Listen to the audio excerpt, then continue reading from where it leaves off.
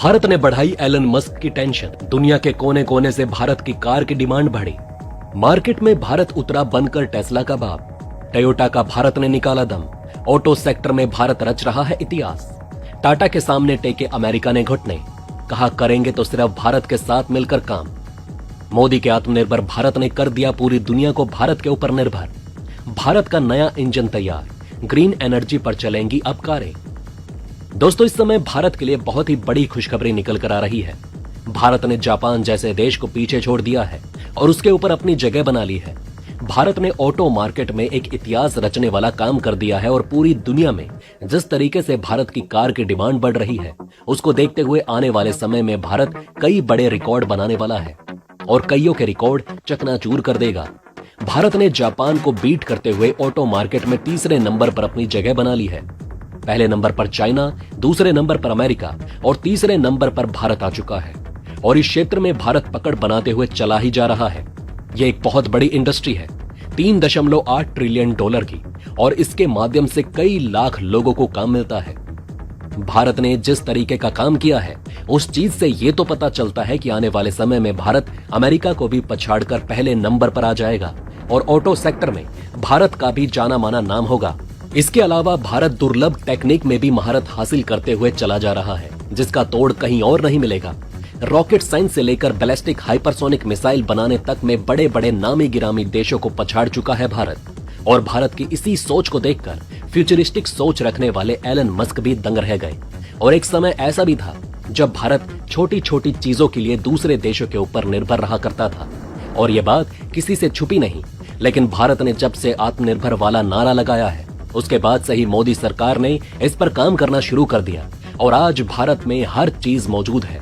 भारत को किसी देश के ऊपर निर्भर रहने की आवश्यकता नहीं, और यह संभव तभी हो पाया जब भारत की तरफ से आत्मनिर्भर भारत पर काम किया जा रहा है। इसी के चलते भारत की टेक्नोलॉजी इतनी दुर्लभ बन चुकी है, इसकी डिमांड दुनिया के कोने कोने में हो रही है। और एक समय ऐसा भी था जब जापान, रूस और अमेरिका जैसे देशों की टेक्नोलॉजी का तोड़ दुनिया में कहीं नहीं था, लेकिन इस समय सभी भारत की टेक्नोलॉजी के आगे झुक गए हैं, भारत की टेक्नोलॉजी के मुरीद हो चुके हैं। और यही वजह है कि दुनिया के कोने कोने में भारत की टेक्नोलॉजी की मांग बढ़ रही है और लोग भारत की टेक्नोलॉजी को पसंद कर रहे हैं। भारत के हाथ एक दुर्लभ खजाना लग गया है और ये दुर्लभ खजाना ग्रीन एनर्जी है, और भारत ने इसको बनाने में एक बहुत बड़ी सफलता हासिल कर ली है। और विश्व स्तर पर जिस तरीके से तेल को लेकर खेल खेला जा रहा है, अपनी मनमानी की जा रही है, उसके चलते हुए भारत को भी अरब देशों की मनमानी का शिकार होना पड़ता था। तेल खरीदने के लिए उनके हिसाब से चलना पड़ता था, लेकिन अब ऐसा नहीं होगा। भारत ने अरब देशों की मनमानी का तोड़ निकाल लिया है। भारत ने एक ऐसा रास्ता निकाल लिया जिसको देखने के बाद अरब देशों के भी होश उड़ चुके हैं। भारत तेल को खत्म करने के लिए ग्रीन एनर्जी पर जोर दे रहा है। इसके लिए हाइड्रोजन का इस्तेमाल किया जा रहा है, और जिस हाइड्रोजन को भारत ने बनाया है वो हाइड्रोजन ना तो खत्म होने वाली है, इसके अलावा इस हाइड्रोजन का इस्तेमाल करके तेल को रिप्लेस किया जा सकता है। यानी कि इस हाइड्रोजन की सहायता से अब गाड़ी चलाई जाएंगी, ना कि पेट्रोल के माध्यम से। और यही चीजें अरब देशों को कहीं न कहीं रोने पर मजबूर कर रही है। जिस तरीके से भारत ने ग्रीन हाइड्रोजन को बढ़ावा दिया है, इस चीज से हमारी धरती पर भी इसका कोई बुरा असर नहीं पड़ेगा, क्योंकि इससे कोई भी खतरनाक गैस नहीं निकलती, जो कि हमारी धरती के लिए बिल्कुल सेफ है।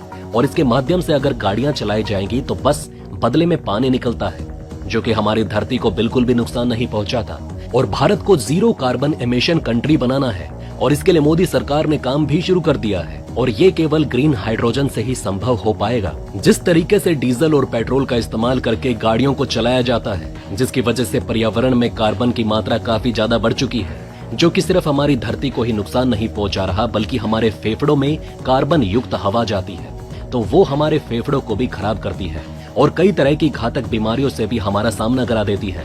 इसके अलावा कार्बन का पर्यावरण में होना लगातार गर्मी को बढ़ा रहा है, जिसकी वजह से पर्यावरण बदल रहा है, बर्फ पिघल रही है और समुद्र का स्तर बढ़ता हुआ चला जा रहा है, जो कि हमारी पृथ्वी को खत्म कर सकता है। और जिस तरीके से स्थिति बनी हुई है, अगर वैसे ही चलता रहेगा तो आने वाले समय में धरती से इंसानों का अस्तित्व ही खत्म हो जाएगा। जिस तरीके से पृथ्वी में जनसंख्या बढ़ती जा रही है, उसके चलते हुए यहाँ पर ट्रांसपोर्ट भी काफी ज्यादा बढ़ चुका है। लोग इधर से उधर जाने के लिए एनर्जी का इस्तेमाल करते हैं और उसके माध्यम से पर्यावरण को नुकसान पहुंचाने वाली गैसों का निर्माण होता है, जो कि हवा में फैल जाती है और पृथ्वी को नुकसान पहुंचाती है। और इसलिए भारत की तरफ से ग्रीन एनर्जी को बढ़ावा दिया जा रहा है और ग्रीन एनर्जी के आ जाने से पृथ्वी का एक नया जन्म होगा। अब भारत को सबसे पहले ऐसे इंजन की जरूरत है जो कि हाइड्रोजन एनर्जी से चलेगा और इसी इंजन को भारत अपनी गाड़ियों में लगाएगा और ग्रीन एनर्जी से चलने वाली गाड़ियों का निर्माण किया जाएगा। इस काम की पूरी जिम्मेदारी भारत ने टाटा को दे दी है।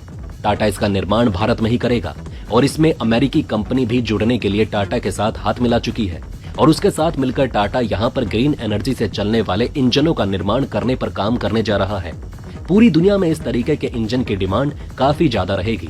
जिस तरीके से पर्यावरण को नुकसान पहुंच रहा है, सभी देश इस इंजन वाली गाड़ियों का इस्तेमाल करेंगे और अपनी पृथ्वी को बचाने में अपना बड़ा योगदान देंगे। इसलिए भारत ने इस बड़े कदम में अपना हाथ सबसे आगे रखा है और कुछ बड़ा करने का जिम्मा उठाया है।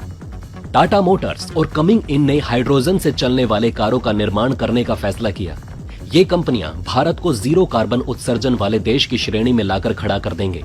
इस समय दुनिया के कई ऐसे देश हैं जो कि हाइड्रोजन वाली गाड़ियों के निर्माण पर काफी ज्यादा काम कर रहे हैं। इसके अलावा टाटा मोटर्स और अमेरिकी कंपनी मिलकर फ्यूल सेल और बैटरी से चलने वाली गाड़ियों का भी निर्माण करने की ओर भी अपना काम करेंगे और चीन ने अपने कदम तो इस क्षेत्र में काफी आगे बढ़ा लिए हैं। चीन में ग्रीन एनर्जी से चलने वाली ट्रेन भी चल रही है और भारत भी इसकी तरफ अपने कदम आगे बढ़ा रहा है और इस साल के अंत तक भारत इस पर भी काम करके दिखा देगा और भारत में भी ग्रीन एनर्जी से चलने वाली ट्रेनों का निर्माण हो जाएगा। दोस्तों, जापान की कंपनी टोयोटा है जिसे हाइड्रोजन से चलने वाली कार का निर्माण पहले ही कर लिया है, लेकिन उस कंपनी को छोड़ते हुए भारत ने तीसरे नंबर पर ऑटो सेक्टर में अपनी जगह बना ली।